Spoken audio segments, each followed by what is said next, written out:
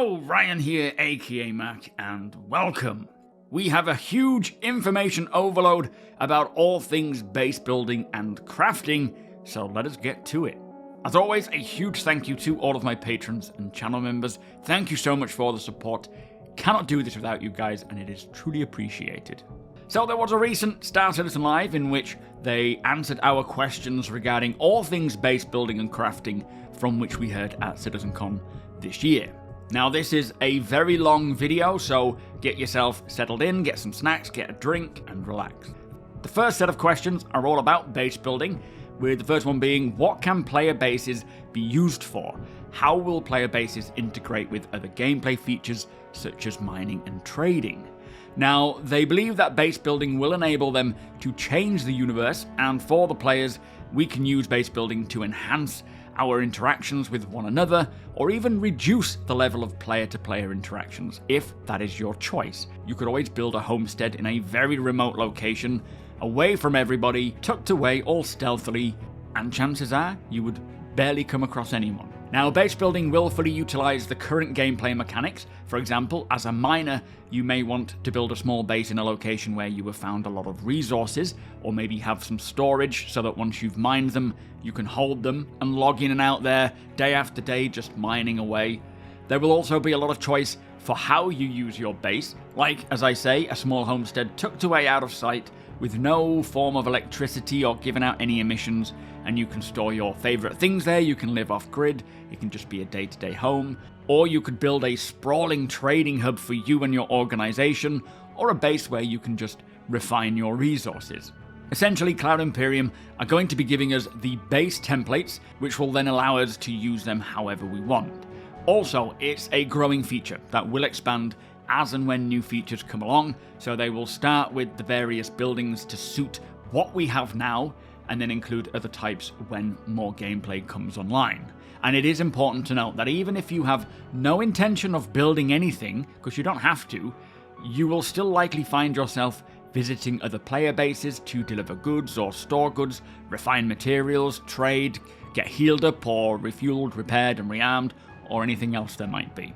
Now, it is very safe to say that there is going to be a lot of choice here when it comes to what we can build, and it will start with a selection that is ready at the time of release, and then continue to expand in regards to building types, building styles, and the gameplay types. But we will have player homes, fabrication and crafting bases, refining bases, hunting lodges, buildings for storage and logistical uses, medical spaces, again rearming, refueling, those sorts of spots, security stations, and much more, ranging from small, medium, large, extra large.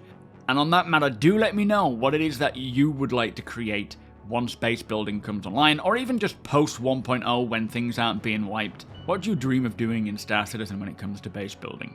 Now, the next question is, how will bases work with shards?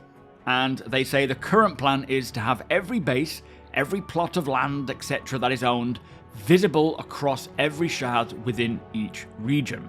And this will also include the functionality of each base too, so if someone creates a shop for people to trade with, no matter what shard you are on, your shop will be accessible and usable between the shards. The only current exception, they say, will be raiding or attacking, which can only occur on the particular shard based on various rule sets, but the main rule set being, is the owner of that base online? Now, this means the owner will always be able to protect their own location. You will not wake up one day and come to your base and it'll just be completely ruined. But of course, here I'm talking about the more lawful places. If you are building in lawless areas and you haven't secured any of that planetary shield tech or set up your own defenses, then you are open to being raided whether you are online or offline. So it would be very wise now and again to just remove any valuables that you may have inside them and place them into a safer location. But again, this is dependent on whether you are in safe space, dangerous places, have you hidden your base enough in a dangerous place where it can never be found, or have you got some good defenses? Now, this kind of sounds like the best of both worlds, where you will always be able to defend your base when attacked. So it can still be attacked, but you have a good chance of defending it. But also, it means that businesses can continue as usual for the players. I'm sure as time goes on though, there will be a lot more to work out here, and Jared did say that between now and its release, they will revisit this topic as the technology evolves and they get further down the line with it. Next question, how will planetary shields work in high versus low security systems? Now the plan for this shield tech is that if you have it, then your base is essentially immune to attack, and there will actually be 2 layers of shielding. Firstly, you have air shields, which kind of protect against bombardments, and then it sounds more like you have a assigned distance field style shield as well that will hug the building themselves, which will make you very safe. Now, in lawful locations, so long as you are paying your taxes, you will have this technology. In Pyro, you will need to do the whole planetary shielding warfare bids kind of thing that we heard at CitizenCon, but you can always put up your own shielding, but that sounds like it'll be a little less effective than the big air shield. But as much as they say when you've got the shields up your base is immune, players can still find a way to get in and disable shields, but I suspect that'll be a very difficult thing to do and you'll need to be very organised. Next question is, will mining extractors or other processes automatically eject boxes, allowing anyone to tractor them away, or will we need to eject them by hand? Now, there will be a lot of different types of machinery, they say, that will do their processes somewhat differently to one another, but most of them will have an internal buffer that stores the results of the process until you're ready to pick them up. You will also be able to have them directly box stuff up as soon as it's ready, but players won't be able to just come along and steal the boxes from you, as there will be a permission system, similarly to what we've heard about with the clamping down of furniture, this maglock system, where you will need permissions to do so. Some machinery will also be able to send things directly to your storage area automatically, so you can keep it going and you won't have to worry about emptying them all the time.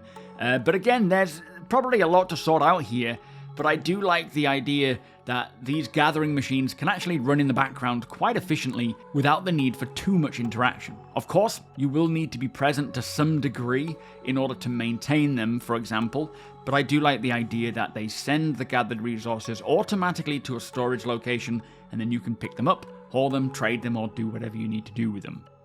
Now, sort of leading on from these resource gatherers around bases, the next question is, will underground deposits respawn over time, and how is the overall rarity of minerals accounted for in the overall economy?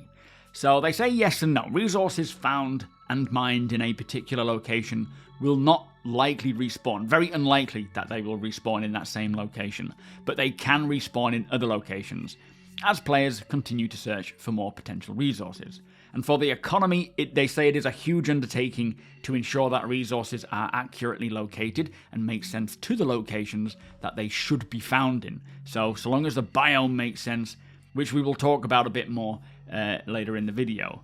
Now, it is important to note that even though resources on a planet are technically finite, Cloud Imperium will still be able to resupply certain locations should they need to. Especially if all of those minerals are gone in what they consider to be too fast. They can then send some more in to be discovered. But it is likely something that will need a lot of balance. Now, something that I've been really looking forward to, ever since we heard about base building, is how various locations in the verse will become like the old mining boomtowns of the US, where as an organization you may discover a resource-rich location and then spend a bit of time just setting up various building types depending on how long you plan to be there or how long you might be there. Having accommodation for the workers, security buildings, vehicle maintenance garages and storage, maybe even a temporary field hospital if need be. And then once all of the resources have been gathered, you can then move on. You might dismantle the old buildings if it's financially viable and safe to do so, or maybe just leave them there to decay and crumble away to the elements. And over the course of many years of playing, we are going to be finding remnants of these old locations where they had a heyday in which they were these bustling areas of industry, but now they're just ghost towns, all falling to pieces, being taken over by the environment. So cool. Next question is, can we deconstruct buildings and how will this be done? And they say, yes, you can. You will make use of the drones to dismantle the buildings or structure, and they will automatically place those materials from that process into storage again.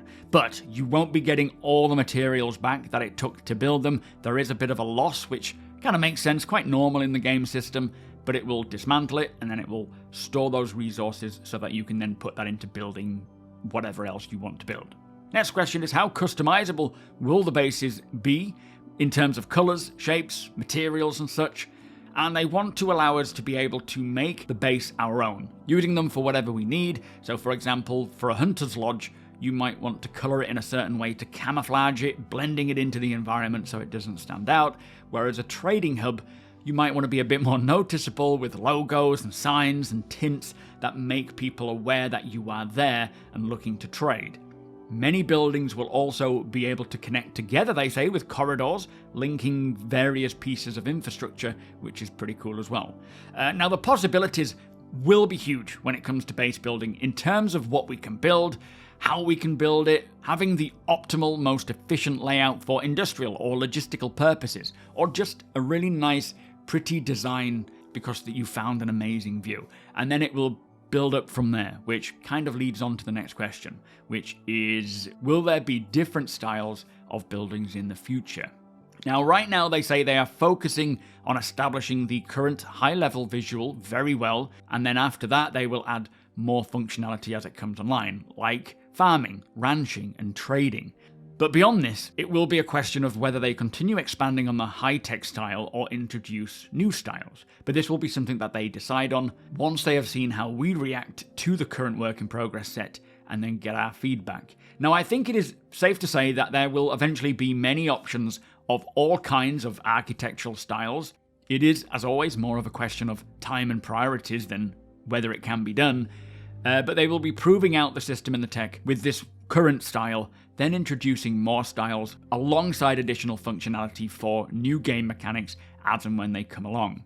What I would really like to see, though, which I feel has been mentioned in the past, is if you were to travel to a new planet and then see this new architectural style, which will happen as they have stated that each location or each planet and area of a planet may have different buildings from a lore standpoint, dictated by what natural resources are found in that region or planet to build those things with.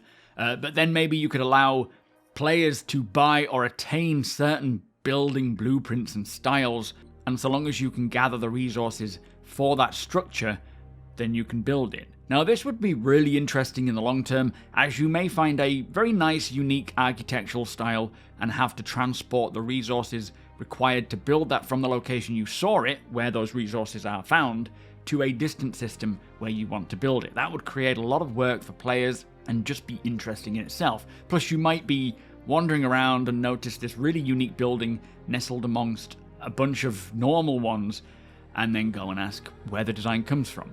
So a lot of potential there, and I would love to see that being a thing. I know they have said that different architectural styles will be found throughout the verse, so hopefully we can acquire them via blueprints and then build them wherever we want, so long as we have those resources. Anyway, next question is, how will we be able to decorate our homes in a way where there isn't physics jank? Now, this is being handled by a decoration AR mode and this maglock system that they mentioned earlier. And as we saw at CitizenCon, you can maglock your furniture into place, and only you or the players you have given permission to can move it around. And then when it's set, you lock it back in place and it won't move at all. This will be using the same or similar building AR mode, but internally inside the building, where you can see kind of an overview of the location interior. You will still be able to move it using a tractor beam in first person, but this just kind of gives you a bit more control, and should allow for some nice, easy, accurate placing that I presume when the maglock is locked in place, it won't be movable at all by any tractor beam or physical jank. In the future, though, they did say that they want ways for players to be able to disable this maglock, which will likely come in the form of hacking, but they didn't say much more about this. But again, it would be something a bit like the shield taking down shields. It'll take a bit of time, skill, and planning. But the process will all start with this initial release of base building, and then these other factors will be discussed and decided on later on. And on the high level of this sort of maglock system, they say that a ship showroom would be pretty cool, where you can display your crafted ships for sale, or scavenged second-hand ships in my case, and have them safe to trade, so no one can actually fly them away because they're maglocked. Now, for me, I was very happy to hear about this internal decorating option. Ideally, we would be able to do it all freely using the tractor beam without any jank. That should still happen. I'm sure they will get to the point where they have fixed that, but having a way to lock things in place so they aren't easily stealable will be important. But on the flip side, having a way to unlock it is necessary, but make it tough. very tough. And just like we mentioned for the different styles of building, there will be different furniture types, items, devices, styles. These will all come along to display in our homes and our ships, and there will even be big hauling jobs, transporting random furniture goods around for players. So much potential. Now, next question, can we work together to create a base, or can you charge a fee for using a base's services? And it's pretty much yes on both accounts. You could build a small or even a large base by yourself, but of course, the bigger it is, the more time it will take, especially if you're doing it all by yourself, so resource gathering, refining those materials, crafting the items and the buildings and such. Or you can team up with a friend or multiple friends, or hire other players to help you or do it for you. I bet there are already orgs that are planning to specialize in just offering their building services. So one of the developers said you could even just build a location and then sell or rent the rights to another player to use that structure for their own purposes. Be that a building to live in, a shop, a trading post, a salvage yard, a refinery, and so much more. So if you don't want to build or you can't build, there will most definitely be buildings built by others who are offering these locations for sale or to rent. But of course, you can build whatever you want, and then essentially open for business, selling goods or services. Now, something the other devs said that made me pretty excited was how you could be living in a location, and every time you pass by another player's piece of land, you slowly see that plot developing into whatever the player is building, seeing construction happen over a period of time, and you can even offer help, or the use of your own buildings if you've got, say, a refinery. Pretty amazing. The potential is literally limited by our own imaginations and desync. Anyway, next question is, can you spawn in your base or group bedlog? And yes, you can, but you will need the proper building for that, like a habitation building.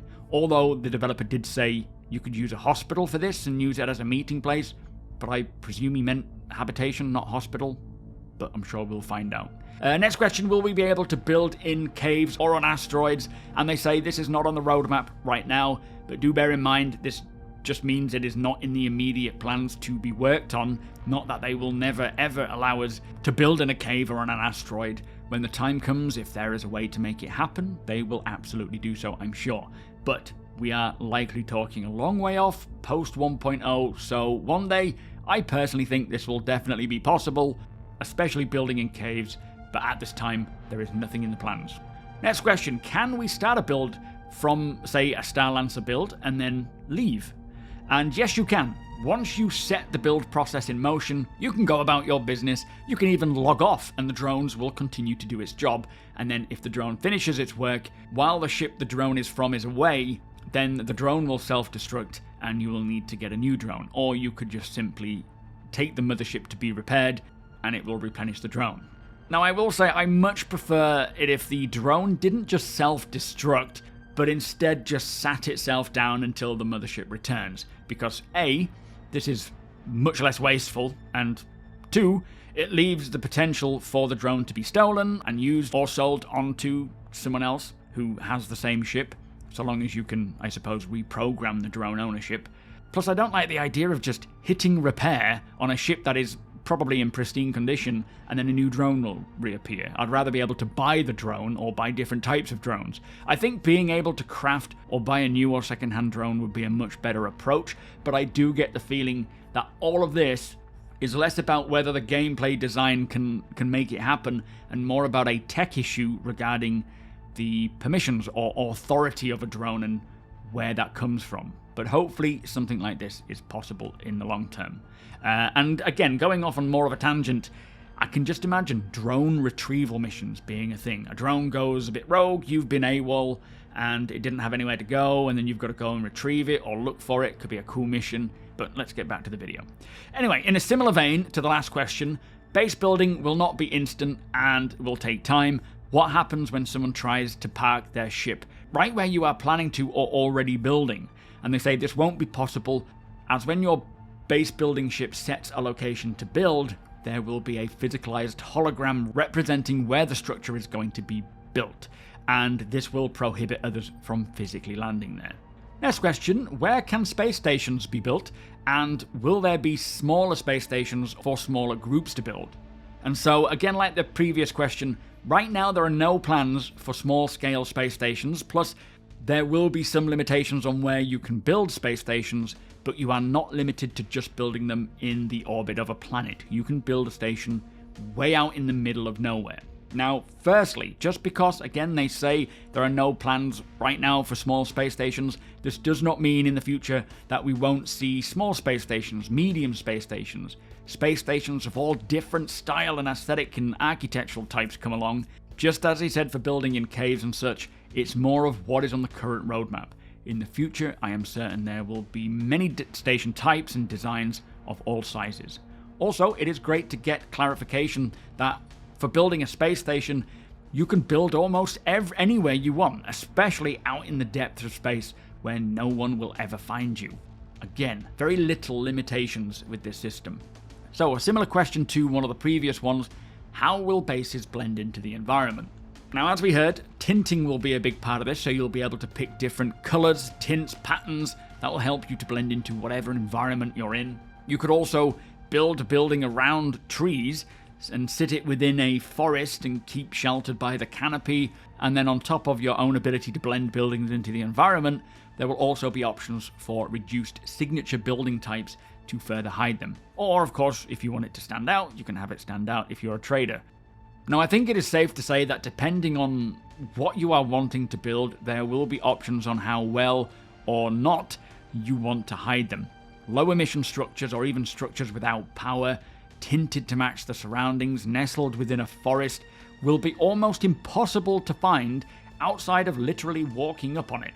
But if you are wanting to build a trading post and you want people to know where you are, you will be able to do the opposite of all that and kind of announce. Now, also, part of this question was about terrain manipulation and how much control will players have over the ground and changing the terrain.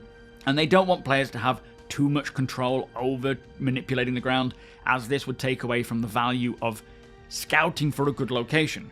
But as we place buildings, the system does lightly deform the land to make sure that the building sits right, but nothing extreme.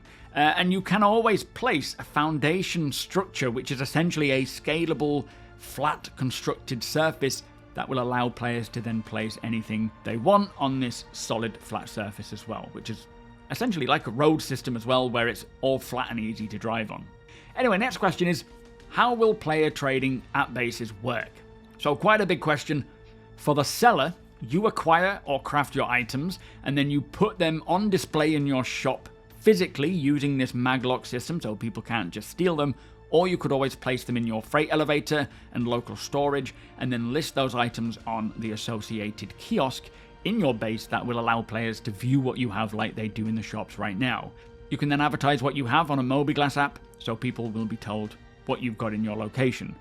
For the buyer, you can see what the trader has on offer in this app, as mentioned, and then go and buy them, or just walk into the shop and browse. Or you could request a particular item by placing a buy order and requesting it to be delivered to you, which will cost a little bit more. Now, this is going to be one of the bigger contributions to hauling missions, dynamic hauling missions, having players buying and trading items, not even physically at the location the item is at, but remotely, and having players or NPCs delivering these goods to you. You could even be in the middle of building something, a base in a remote location, and you forgot to bring something, or you needed more resources or supplies. You could go to the trading app, you could find a seller selling those items. Maybe if it's a bit locally, it'll be cheaper to deliver, but then you can place an order and request it to be delivered to you, and then another player, will deliver that and pass it on to you. Pretty cool. Next question is, when the Pioneer was first introduced, land claims were an option for a 4x4 or 8x8 kilometer land plot, and this year the land claims were not an option. What is the plan for land claims?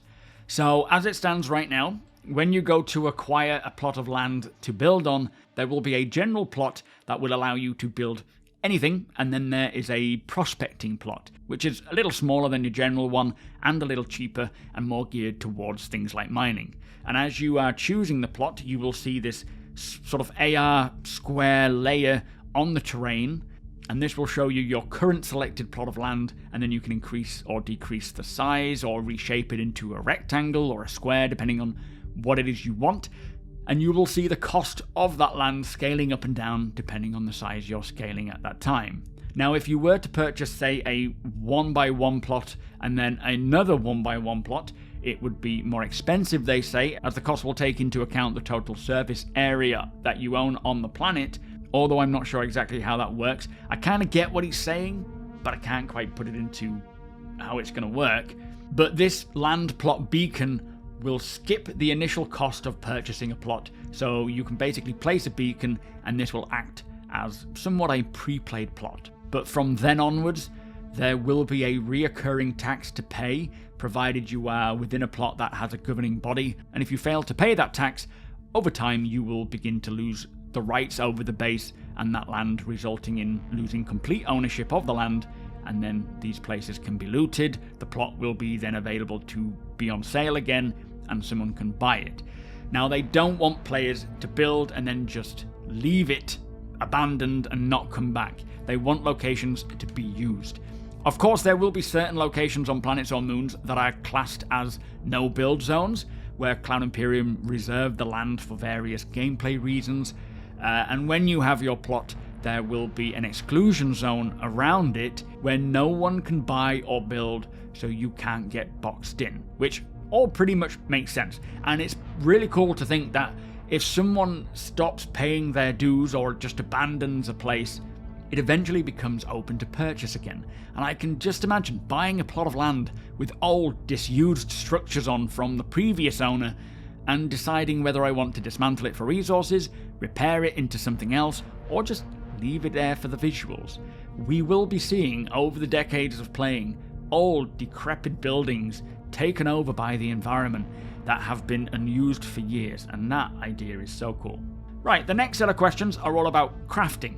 First question is, how does crafting change existing gathering methods such as mining and salvage? Now, this is quite a big topic, they say, as the mining that we have now will change drastically. So on top of the resource quality aspect, which will determine how good an item is that you are crafting, they will be having resource-specific mineable rocks, and this means rocks that offer only one commodity like copper, iron or titanium.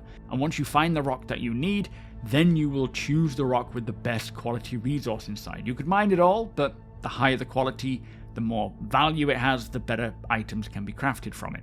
And alongside all of this, using the new PlanetTech version 5, which is in the works, the various biomes will determine where you can find specific materials versus others, and it will make sense to the location. So those who are experienced in mining will know where to begin searching for, say, iron, as they know what type of environment iron is common. Now, this is great to hear, as it makes a lot more logical sense, especially in regards to distribution of resources. But it will be great for a miner to take on a mission for, say, X amount of minerals and know immediately where to go to find that, rather than having to search around. I also hope that one day, in regards to, say, PlanetTech version 5, we will hear about mining veins, as they haven't mentioned those in a long while. But also for mining, there will be specific minables for each mining type, so certain resources for ship mining, certain ones for vehicle mining, and certain ones for FPS mining, or those mining extractors in your base. And in order to attain each type of mineable, you will need to partake in that specific mining method, which is a great idea. I hope there is some crossover in some regards, but having specific ones to a specific type is pretty cool. There will also be a lot more minables and mineable tiers as well, so a lot left to come for mining in Star Citizen. Plus, they did say they will cover this in more detail on a future Inside Star Citizen and Star Citizen Live, so a lot to look forward to there if you're a miner. And the same goes for salvaging.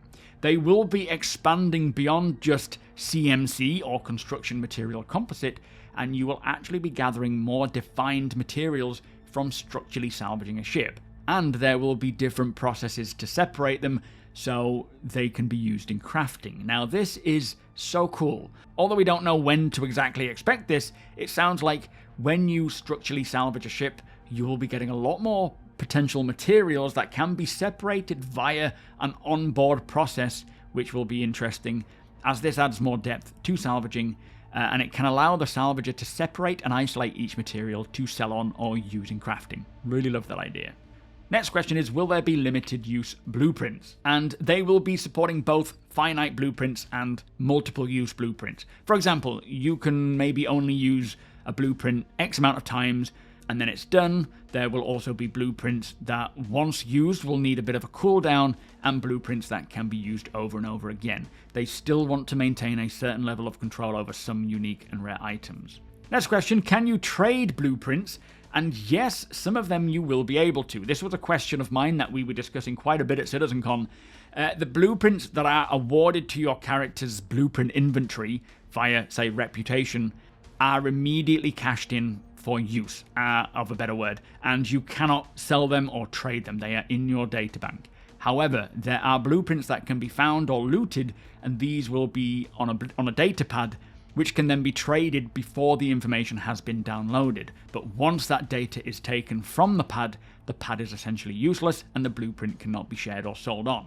So really happy to hear this. I can just see players, and even myself, specializing in blueprint trading, finding as many interesting ones as they can, and traveling around the verse to sell them on.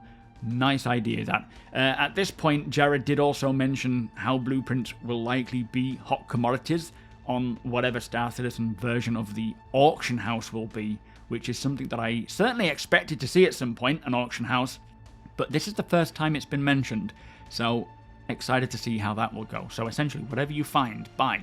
You can put up for auction, people can buy it, they can be shipped to them, and so on and so forth. Next question, can we use stolen materials to craft? And absolutely. In fact, that's a great way to get rid of a stolen ship. And it was mentioned during CitizenCon that a criminal could steal a ship and get it dismantled into resources before the ship can be found or recovered. Or, of course, pay a fee to get that ownership illegally transferred. And yes, don't worry, they will most definitely have a way for players, legitimate players, non-illegal players, to claim abandoned ships as their own in some way down the line, but they just mentioned the criminal method for now. But yeah, dismantling a stolen ship will be a great way of disposing of something like a spaceship, and then using those resources or selling them on. Next question, if you pledge for a ship, will you receive a blueprint to craft it? And no, you won't. Pledging for a ship does not grant you a free blueprint. You will have to earn that blueprint in-game. Once you have a ship, however you got that ship, you will be able to upgrade it and improve it though. Which leads into the upgrade question, which, what is tier 1, 2, 3, 4, 5 for ships, and what does this involve, and what does it do? Now, firstly, there are kind of different blueprints, and most of them will be upgradable through research, and there are different types of blueprints that get different types of benefits when upgrading. For example, a refining blueprint upgrade will get more efficient perhaps, so you may get a better yield next time. A repair blueprint upgrade may have it repair more effectively. So a creation blueprint of a higher tier will allow you to craft an item at that higher tier. It gets a little technical now, so bear with me, but let's say that you have a tier 1 blueprint for a gun, which has stats for fire rate and recoil, which you will see on the crafting UI, the stat range for those stats, and the exact value you get when you make that gun will be directly dependent on the quality of the resources you use. Now, when you upgrade the blueprint to tier 2, you will see the tier 2 version of the gun, but those stat ranges will be shifted up to reflect the increased stats, making it on average better. But the actual stat number you get is still going to be very much dependent on the quality of the materials used. And also, higher tier blueprints will require more advanced materials. So each blueprint has different aspects to them. For example, on a gun blueprint, these aspects would be the barrel or the grip, and these will influence different stats of the item. Like using poor quality materials for the grip might impact its recoil, but not the fire rate. And so when you get to the very highest tier blueprint, you will get a choice of what materials to put in, and these will all impact the final output. So essentially, all in all, there are 2 ways to upgrade an item, and for example, using a gun again, you could have a tier 3 gun blueprint, or you could do research on your tier 1 gun blueprint, and then keep researching it up to tier 3, and so long as you use the same materials, the end result gun will be the same regardless of what method you used, or whether you used a immediate tier 3 blueprint, or you researched it up to tier 3. Now this will bring to the verse heavily different items, or ships and vehicles to one another, and players will be making names for themselves as the go-to person for the best of the best item. And this system applies to everything: guns, armor, clothing, ships, random items, components, and so on. Lots of facets to this. It is going to be so deep and offer the players who want to spend the time learning to do this, maximizing their skills, getting the best price. But if you don't have any interest in any crafting or building or anything of that type, you can still buy things from people who have that interest and still experience that stuff. Anyway, that is it. That is the information overload episode on base building and crafting. From what we heard at CitizenCon, this is a massive system with so many aspects that will impact everything in the verse, and I am so excited to see a lot of this stuff come along within the next 12 to 18 months as outlined at CitizenCon.